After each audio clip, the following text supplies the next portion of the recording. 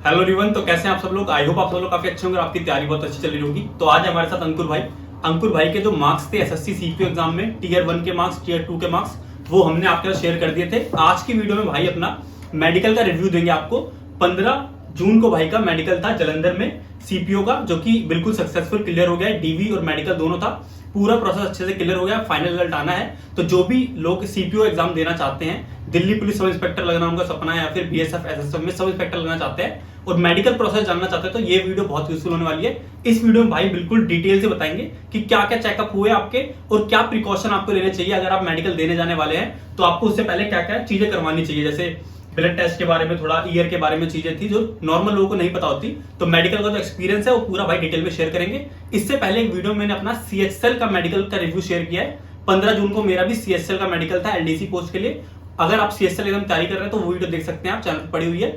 आज की इस वीडियो में भाई अपना एसएससी सीपीओ का मेडिकल रिव्यू बताएंगे, बिल्कुल स्क्रैच से, बिल्कुल स्टार्टिंग से। तो भाई स्टार्ट करते हैं। अंकुर भाई को आप जानती हो, जलंधर में मेडिकल था। तो भाई बता दो क्या क्या था। भाई 15 तारीख को मेडिकल था बीएसएफ कैंपस जलंधर में। अच्छा, तो एक दिन पहले जाना था। हाँ, इस बार मतलब मेडिकल और डॉक्यूमेंट वेरिफिकेशन साथ साथ था। तो डॉक्यूमेंट्स वगैरह सारे लेके गए हुए थे। तो 14 तारीख की शाम तक हम पहुंच चुके थे वहाँ पे, और 15 को सुबह 6:30 बजे बोला था रिपोर्टिंग टाइम। अच्छा, 6:30 बजे तक रिपोर्ट करना था। और रिपोर्ट मतलब उससे पहले उसमें मतलब एडमिट कार्ड में कुछ लिखा था खाना खा के नहीं जाना मेडिकल में, ऐसा कुछ नहीं, ऐसा कुछ तो लिखा नहीं था, लेकिन मतलब अपने साथ कुछ ना कुछ खाने का, फ्रूट्स वगैरह लेके गए हुए थे हम। तो क्योंकि पहले डॉक्यूमेंट वेरिफिकेशन हो रहा था तो टेस्ट वगैरह होने में टाइम लग गया था काफी। तो भाई एक प्रिकॉशन यहाँ पे भाई ने भी जैसा बताया, मुझे भी पता ही है। एयरफोर्स एग्जाम का मैंने मेडिकल दिया, रेलवे का दिया, एलडीसी का दिया। जब भी मेडिकल देने जाते हैं ना, तो बैग में अपने फ्रूट्स वगैरह खाने पीने का सामान लेकर जाए, लेकिन कुछ भी खाकर ना जाए, है ना। हाँ भाई। तुम कुछ खाए गए थे? नहीं भाई, हम तो कुछ खा के नहीं गए थे, क्योंकि हाँ। ब्लड टेस्ट वगैरह होना था। और यूरिन टेस्ट में दिक्कत आती है। अगर मीठा आपने जैसे चाय पी ली तो शुगर लेवल आपका बढ़ सकता है, और जो ब्लड टेस्ट है, यूरिन टेस्ट है, उसमें गड़बड़ हो सकती है। तो जब भी मेडिकल देने जाए तो ये प्रिकॉशन है, आप कुछ भी खाकर नहीं जाना, है ना। हाँ भाई। तो पहले आपका डीवी हुआ। हाँ भाई, तो पहले मतलब जो एंट्री मिल रही थी वो एडमिट कार्ड और आधार कार्ड दिखा के एंट्री मिल रही थी। तो एंट्री होने के बाद हम सबको मतलब बिठा दिया था, जो मेन हॉल था वहाँ पे, जहाँ सारे ऑफिसर्स वगैरह बैठे हुए थे, वही डीवी ले रहे थे हमारा। मतलब पहले डीवी आपका, फिर मेडिकल। पहले डीवी हो रहा था, उसके बाद मेडिकल। तो डीवी का बात कर लेते हैं। पहले डीवी में कितने डॉक्यूमेंट, सारे डॉक्यूमेंट्स चाहिए थे मतलब? हाँ, मतलब जैसे डॉक्यूमेंट्स जो चाहिए थे वो तो एडमिट कार्ड तो देख ही रहे थे पहले ही। उसके बाद 10th 12th की मार्कशीट और सर्टिफिकेट, ग्रेजुएशन की मार्कशीट और सर्टिफिकेट। उसके बाद अगर कोई कास्ट सर्टिफिकेट है तो वो चाहिए था। और कास्ट सर्टिफिकेट में शायद कुछ डेट वगैरह का इशू था। हाँ, जैसे ओबीसी का 3 साल तक वैलिड होता है, और ईडब्ल्यूएस के लिए एक फाइनेंशियल ईयर वैलिड ईयर वाला होता है। तो वो चीज आपको पता ही होगी, आप उसको देख लीजिए। दिल्ली पुलिस एसआई के लिए था, उनको ड्राइविंग लाइसेंस चाहिए था। अच्छा, जो दिल्ली पुलिस के लिए नहीं है उनको लाइसेंस की कोई जरूरत नहीं थी। बाकी डीपीएसआई के लिए लाइसेंस चाहिए था।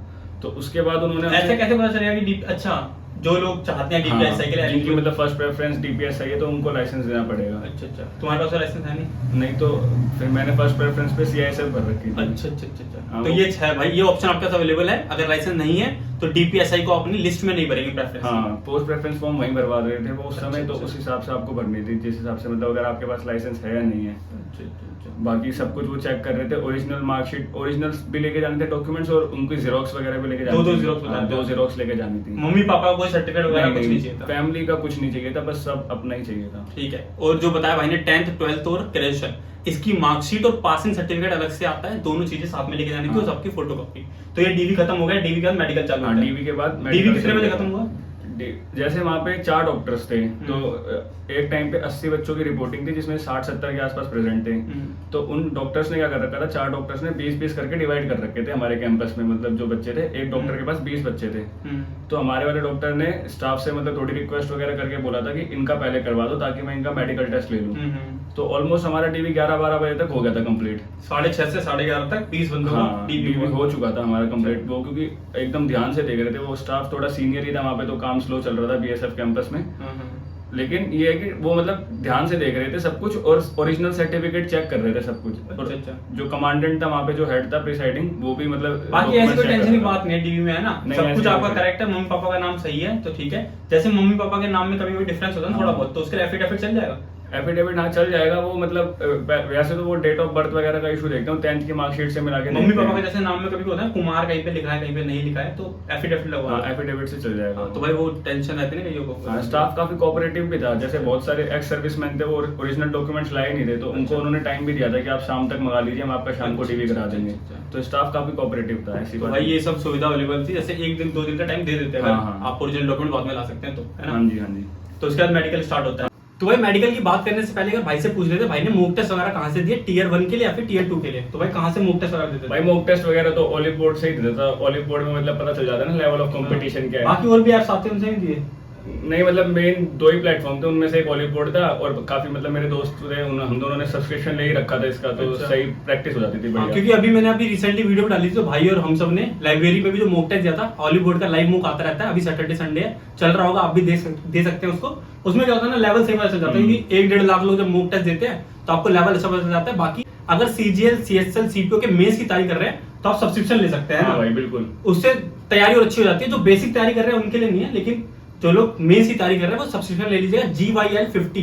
अगर आप मेरा कूपन कोड यूज करेंगे तो आपको उस पर ऑफ भी मिल जाएगा अच्छा खासा, और आपको एक सही प्राइस में मॉक टेस्ट मिल जाएगा। तो आप मेंस के लिए उसका मॉक टेस्ट की सीरीज परचेज कर सकते हैं। इसके बाद मेडिकल स्टार्ट हुआ था। मेडिकल में पहले दिन हमारा 15 तारीख को हमारा ब्लड टेस्ट, यूरिन टेस्ट और एक्सरे ये हुआ था, और ये बाहर जाके हुआ था दूसरे हॉस्पिटल में, मतलब उनके कैंपस के अंदर नहीं हुआ था। बस में बिठा के हमें दूसरे हॉस्पिटल में ले गए थे, वहां जाके हमारे सब सैंपल्स कलेक्ट हुए थे। अच्छा, ब्लड टेस्ट, यूरिन टेस्ट और एक्सरे, चेस्ट एक्सरे, बस यही 3 चीजें। हाँ यही 3 चीजें। ब्लड टेस्ट भी 2 बार होता है, एक बार खाना बिना खाए, एक बार खाना खा के। नहीं बस एक ही बार हुआ था, एक ही बार। जैसे एयरफोर्स वगैरह में 2 बार होता है ऐसा, बिफोर लंच और आफ्टर लंच। तो ये इसमें तो यही एडवाइस रहेगी कि यूरिन टेस्ट से पहले अपने आप को हाइड्रेटेड रखें, क्योंकि फिर यूरिन का अगर कलर वगैरह वो चेक करते हैं, एसिडिक वगैरह वो कैरेक्टर वगैरह चेक करते हैं। हाँ, तो खाना खा के ना जाए और पानी वानी पीते रहे, मतलब हाइड्रेटेड। हाँ, खाना खाने का लंच का टाइम मिलेगा, या फिर आपने यूरिन टेस्ट और ब्लड टेस्ट करवा लिया, उसके बाद खाना खा लो अपना, जो भी उसके बाद वगैरह खाने खा लो आराम से।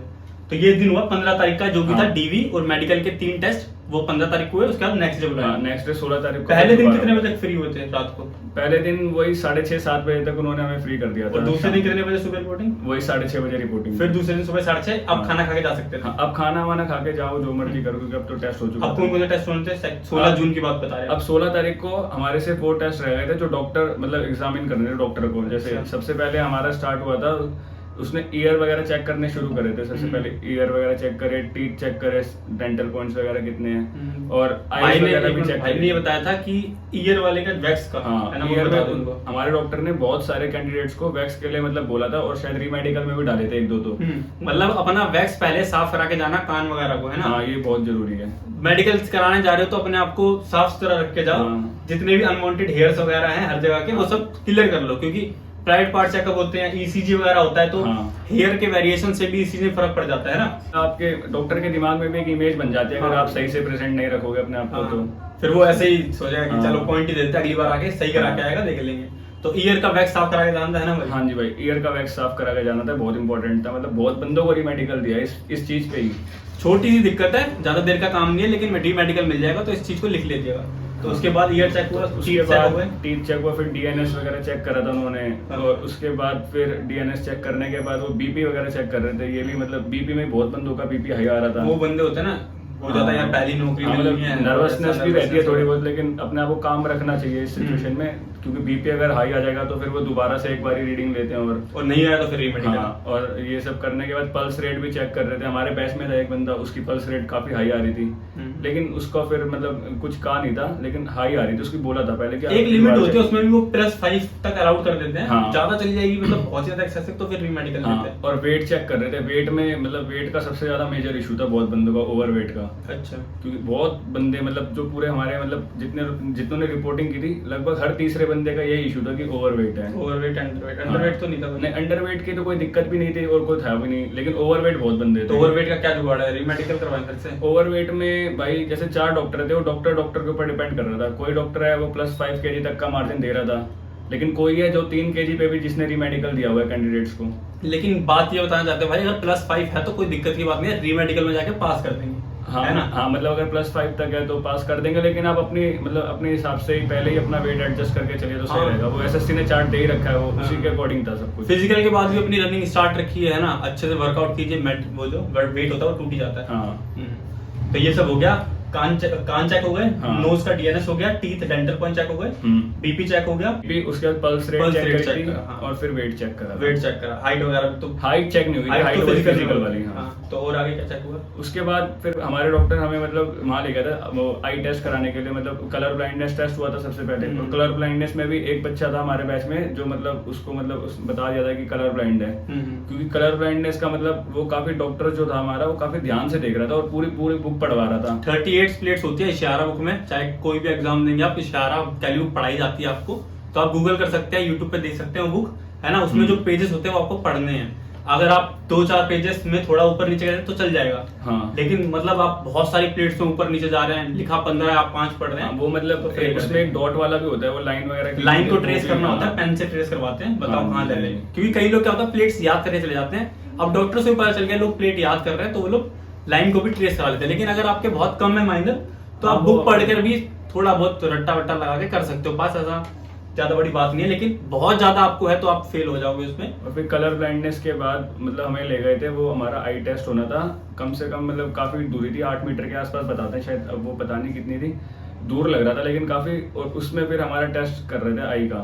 जब तुमने यहाँ पे लोकल दुकान पे भी चेक करवाया था ना आई का, हाँ। तो वहां पे पास में था। हाँ वो तो काफी पास में था, और ऊपर से शायद वो यहाँ पे डिजिटल स्क्रीन होती है, वो नंबर रिफ्लेक्ट करते रहते हैं शीशे से, वहाँ पे बिल्कुल चार्ट था, तो चार्ट से पढ़ना एक था। ऐसा चार्ट होता है, दीवारें चिपका देते हैं और बहुत दूर होती है दीवार। हाँ दूर थी, पर लेकिन हमारे बैच में तो शायद सबने पढ़ ली थी, कोई फेल नहीं हुआ, तो मतलब आई टेस्ट में तो कोई बात नहीं हुआ। मतलब जो आपकी वो मेजर आई है, मतलब जो मेन आई है वो 6/6 चाहिए, दूसरी 6/9 विदाउट ग्लासेस, हम्म। ठीक है। तो ये आई का क्राइटेरिया है, वो पढ़वाया गया, दूर वाला और पास वाली नजर चेक करें। हाँ नियर साइटेडनेस भी हुई थी उसमें, एक वो उनका खुद के डॉक्यूमेंट तो लाइन पढ़वा के देख रहे थे, वो तो सभी पास हो जाते हैं वो उसमें तो सही हाँ। पास हो जाते हैं। तो बाकी- इतना था आई का हाँ। टेस्ट। आई में उसके अलावा बस जैसे वो मशीन में बैठा के चेक करते हैं नहीं आपको- नहीं वो तो कुछ नहीं था, बस बाकी सब डॉक्टर कुछ वो अपने हिसाब से देख रहा था, वो आई आंख में टॉर्च वगैरह मार के जिसपे हाँ। उसको डाउट आ रहा था, बाकी कुछ नहीं। जैसे आंख में कई लोगों के कैटरैक्ट वगैरह होता है, ग्लूकोमा वगैरह हाँ तो उसका वो बात में वो कोई दिक्कत नहीं है, खाली पास और दूर की नजर और कलर ब्लाइंडनेस मेजर इशू है। कलर ब्लाइंडनेस कभी सही नहीं होता तो उसमें डायरेक्ट रिजेक्ट ही कर देते हैं ना। हाँ। इसके बाद क्या और टेस्ट फिर हुआ? इसके बाद जो हमारा टेस्ट हुआ था वो मतलब बॉडी पोस्चर का हुआ था, और वेरिकोज वेन्स वगैरह। बॉडी पोस्चर भी आते हैं, फ्लैट फुट ना हो, हाँ। नॉकनी ना हो, Flat foot ना हो, एल्बो के knock जो knees ना हो, पोर्शन है वो सही बने। एंगल्स वगैरह चेक कर रहे थे वो हाथों के, कि हाथों का एंगल ठीक है कि नहीं, क्योंकि हमारे बैच में एक बंदे को इसी बात पे मेडिकल मिला था कि उसके हाथों का एंगल ही अजीब आ रहा था, मतलब डॉक्टर को मतलब ये चीजें 10 डिग्री पे नहीं होती। डॉक्टर को कंफ्यूज कर दिया था कि डॉक्टर मतलब डॉक्टर का पॉइंट बना ही दिया फिर उसका डॉक्टर ने, क्योंकि डॉक्टर 10 डिग्री पे भी नहीं बन रहा था उसका एंगल, मिनिमम 10 डिग्री चाहिए होता है। जैसे ये हाथ सीधे करके जब चेक कर रहा था डॉक्टर हमारा, तो उसमें उसका पॉइंट बन गया था। और ये चेक हुआ था? हाँ वो Sweat मतलब वो होता है। चेक कर रहे थे कि किसी के हाथ में स्वेट तो नहीं आ रहा, हाँ। बस वही सब, इतना तो कोई था नहीं मेजर इशू। अच्छा अच्छा इसके बाद मतलब सबसे जो मतलब बॉडी पोस्चर में मेन चीज थी वो थी वेरिकोज वेन। अच्छा, मतलब ये यहाँ पर एक नस होती है आपकी, जब एक्सरसाइज करते हैं ना तो ये नस अगर बाहर हाँ। निकल आती है आपकी तो उसमें फेल कर देते हाँ हैं। डॉक्टर ने मतलब डॉक्टर कोई डॉक्टर फ्रॉक जंप पे लगवा के करवा रहे थे ताकि प्रेशर पड़े वेन्स पे। और फिर पंजे पे खड़ा कर देते हैं, हाँ, पंजे पे खड़े हो जाओ, पंजे पे खड़े हो गए, यहाँ पर नस आ गई हाँ। तो आप फेल हो, वो रिजेक्ट, ऐसा कुछ पता और नहीं एक होता। कैंडिडेट का काफी अच्छा थोरोली चेक कर रहा था डॉक्टर हमारा, मतलब ऐसा कोई बचने का चांस नहीं था, अगर है तो पकड़ा जाएगा ही जाएगा। अच्छा, अच्छा, अच्छा। वेरिकोज, तो वेरिकोज के लिए भी बहुत बंदों को रीमेडिकल मिला था। अच्छा, बस ये टेस्ट हुआ। इसके अलावा इसके अलावा फिर मतलब एक कमरे में, जैसे हमारा एयरफोर्स होता है, कमरे में ले जाके पीछे से कोई वर्ड बोलते, बताओ कि क्या बोला था। नहीं नहीं ऐसा तो कुछ टेस्ट नहीं हुआ था। नहीं हुआ वो कोई टेस्ट। नहीं, बाकी वही पोस्चर चेक कर रहे थे, शोल्डर वगैरह की लेवल पे, chest वगैरह का थोड़ा, चेस्ट chest वगैरह का और level बैक है। वगैरह सही, मतलब हाँ, यही सब हाँ। चेक कर रहे थे। पोस्चर काफी मतलब मेन है। अच्छा, बस यही था। और प्राइवेट पार्ट्स है? हाँ प्राइवेट पार्ट्स चेक कर रहे थे, एक एक करके सबको बुलाया था डॉक्टर ने, और पहले ही बोल दिया था कि मतलब मैं बता इंस्ट्रक्शंस दे दी थी सारी, किस तरह से मतलब हमें फॉलो करनी है, अच्छा। ताकि मतलब एक, क्योंकि अब मेडिकल चल रहा है वो भी डिफेंस फोर्सेस का, तो ताकि थोड़ी डिसिप्लिन रहे। तो इस हिसाब से मतलब उन्होंने पहले बता दिया था कि ये मतलब जितना ऑकवर्ड आपके लिए उतना हमारे लिए भी है, लेकिन ये चेक कर रहे हैं क्योंकि बहुत मेजर पॉइंट बनते हैं इस पे भी। तो वही सब पाइल्स का होता है, हाइड्रोसील होती है, ये सब चीजें चेक होती है। तो प्राइवेट पार्ट का थोड़ा चेकअप हुआ होगा, क्योंकि बेल्ट वाली नौकरी में तो होता है। हाँ होता है, काफी काफी सही से चेकअप किया था, मतलब उन्होंने कोई उसमें कोई डरने की बात नहीं है, वो सभी लोग पास हो जाते हैं मेजर। बस वो एक चेकअप होता है ताकि आपको कोई बीमारी है तो उसको देख लिया जाए। तो ये चेक हुआ। बाकी बस यही था। और नॉक नीज वगैरह काफी ध्यान से चेक करी थी डॉक्टर ने, मतलब नॉक नीज अगर फ्लैट फुट है तो काफी सारे उपाय वगैरह मिल जाएंगे आपको, यूट्यूब पे भी लोग बताते हैं, हो भी जाता है उससे सही एक्सरसाइज वगैरह से, तो आप कर सकते नॉक हो। नीज जैसे दो तरीके से चेक करते हैं, एक खड़े होके चेक करता है हाँ, डॉक्टर, एक एक लेटा बैक के चेक वाला करता है, तो दोनों से चेक करी थी हमारे डॉक्टर ने, तो क्योंकि ये काफी मतलब मेजर पॉइंट बनता है इसका। तो ये इसके अलावा कोई टेस्ट याद आ रहा हो? शायद वो नहीं, यही सारे थे। यही सारे थे मेन तो, मतलब जो हुए थे। इसके अलावा कोई टेस्ट नहीं नहीं, जिस पे मतलब वही पॉइंट्स बन रहे थे वो यही थे। तो ये सारे टेस्ट थे। बाकी आपको कोई डाउट आ रहा हो कि आपका क्या दिक्कत है तो एक बार कमेंट कर सकते हैं। भाई की इंस्टा आईडी में नीचे मेंशन कर दूंगा डिस्क्रिप्शन बॉक्स में, वहां पे जाके भाई से आप बात कर सकते हैं, पूछ सकते हैं टेस्ट वगैरह के बारे में या फिर सीपीओ एग्जाम के बारे में, ठीक है। तो ये सारे टेस्ट थे। ये कितने बजे खत्म हो गए 16 जून को? ये सारे ऑलमोस्ट 5-6 बजे तक हो गए थे, लेकिन फिर इसके बाद जैसे डॉक्टर को जो डाउटफुल केसेस थे डॉक्टर ने एक करके दोबारा वो भी चेक करे थे, मतलब जिनका ताकि doubt सही था। करा जा सके, उन्हें रीमेडिकल हाँ। ना मिले बच्चा हाँ। बच्चा, तो ये भी चेक कर लिया। ये भी चेक करा था, और उसके बाद लास्ट में 6:30 या 7 बजे तक मतलब रिजल्ट बना चुका था डॉक्टर हमारा। तो कितने लोगों को, मतलब 60 या 65 लोग प्रेजेंट थे उस दिन? हाँ, उसमें से कितने को पास करा, कितने को फेल करा? मतलब पासिंग रेशियो तो 40 to 50% चल रहा था। आधे पास, आधों को रीमेडिकल, और हाँ। जिनको रीमेडिकल मिला उसमें से भी आधे फेल हो जाएंगे और आधे पास हो जाएंगे, है ना? ऐसा ही होता है। हाँ, वो तो मतलब रीमेडिकल दे ही दिया था, क्योंकि 50% को ऑलवेज रीमेडिकल दे दिया था। हमारे खुद के बैच में 15 स्टूडेंट्स प्रेजेंट थे, अच्छा। 15 कैंडिडेट्स थे, उसमें सिर्फ 7 पास हुए थे और 8 को रीमेडिकल दिया था। 60 पूरे, मतलब इन्होंने बताया ना 65 करीब पूरे दिन में प्रेजेंट थे उस बीएसएफ वाले जो कैंप था वहां पर। उसमें 4 डॉक्टर के पास 20 बच्चों की लाइन थी, तो इनके जो गैप था, ग्रुप था, उसमें 15 लोग थे। 15 लोग थे। टोटल 15 लोग थे, एब्सेंट को हटाकर 15 में 7 पास हुए, 8 को फेल कर दिया। 8 को रीमेडिकल दे दिया। रीमेडिकल करते हैं। हाँ भाई, रीमेडिकल में अब आगे देखा जाएगा, अगर आपके बहुत ज्यादा सीरियस बीमारी है, सही नहीं हो सकती, तो आपको फेल कर दिया जाएगा, है ना? हाँ तो जी। बाकी पास। तो भाई थोड़ा स्ट्रिक्ट तो होते ही सीपीओ का मेडिकल, इसीलिए सीपीओ है वो, है ना? बाकी तैयारी पे मेन फोकस अपनी तैयारी पे करना है। बाकी प्रिकॉशन वगैरह ये कि थोड़ा चश्मा वगैरह भी खरीद सकते हैं अगर आप तैयारी करना स्टार्ट कर रहे हैं, तो चश्मा पहले से ले लीजिए जो कि रेडिएशन से आपको बचाए, ताकि आंखें खराब ना हो, क्योंकि आंखों का ही मेजर बातचीत है। हाँ, मतलब मेजर आंख हो गई और नॉक नीज हो गई, फ्लैट फीट हो गए, मतलब जो चीजें दिख रही हैं सामने से उनको इम्प्रूव, उनको तो आप इम्प्रूव कर सकते हैं, प्रिवेंट भी कर सकते हैं, और आप हाँ। बचा भी सकते हैं ना। और बीपी वगैरह तो यही है कि अपने आप को थोड़ा काम रखें, ठीक हाँ, है? काम। आपको पता है सिचुएशन आएगी, तो आप अपने आप को थोड़ा काम रखें, ठीक है? रिलैक्स रहें। क्योंकि नॉक नीज में भी बहुत बंदे रीमेडिकल के लिए गए हुए हैं, तो नॉक नीज क्योंकि ये सुधर सकता है अगर हाँ। पता हो पहले से। तकिया वकिया लगा के सो जाते हैं लोग, है ना? ये उससे सुधर इम्प्रूव जाता है। किया जा सकता है, तो इसलिए आप पहले ही चेक कर लें कि आपके है तो नहीं, या और पहले बताया भाई ने, जैसे मेडिकल है, कभी मेडिकल देने जा रहे हैं किसी भी एग्जाम का, तो खाना खाकर ना जाए, बैग में फ्रूट्स वगैरह डाल ले, जो भी आपको पीना वगैरह वो डाल ले। एक बार शुगर टेस्ट करवा लिया, यूरिन टेस्ट और ब्लड टेस्ट करवा लिया, उसके बाद जो भी खाना पीना खाएं, पहले ना खाएं, वरना रिपोर्ट बिगड़ जाएगी और रीमेडिकल आपको मिल जाएगा। तो ये था पूरा प्रोसेस मेडिकल का, एसएससी सीपीओ का। बाकी एसएससी सीपीओ की तैयारी अगर आप करने का प्लान कर रहे हैं, तो स्ट्रेटजी वीडियो भाई डाल देंगे चैनल पे, जिसमें टीयर 1 की तैयारी और टीयर 2 की तैयारी भाई ने कैसे करी वो एकदम डिटेल में बता देना, ठीक है? ठीक है। कि क्या मॉक टेस्ट थे, क्या बुक्स वगैरह थी, क्या सब फॉलो करा, और फिजिकल के लिए कैसे ट्रेनिंग वगैरह ली, कितने दिनों पहले तैयारी चालू करी फिजिकल वगैरह के लिए, वो भी आपको डिटेल में एक नेक्स्ट वीडियो में बता देंगे। तो आज की वीडियो के लिए इतना ही था। आई होप आपको पसंद आई होगी। अगर आपको भाई से बात करनी है कुछ, इंस्टाग्राम पे आप मैसेज कर सकते हैं, लिंक आपको डिस्क्रिप्शन में मिल जाएगा। भाई कोई भी डाउट है तो कमेंट कर दीजिएगा, पूरा कोशिश करेगा भाई भी, मैं भी कोशिश करूंगा कि आपको उसका रिप्लाई मिल जाए। थैंक यू, मिलते हैं नेक्स्ट वीडियो। थैंक यू भाई।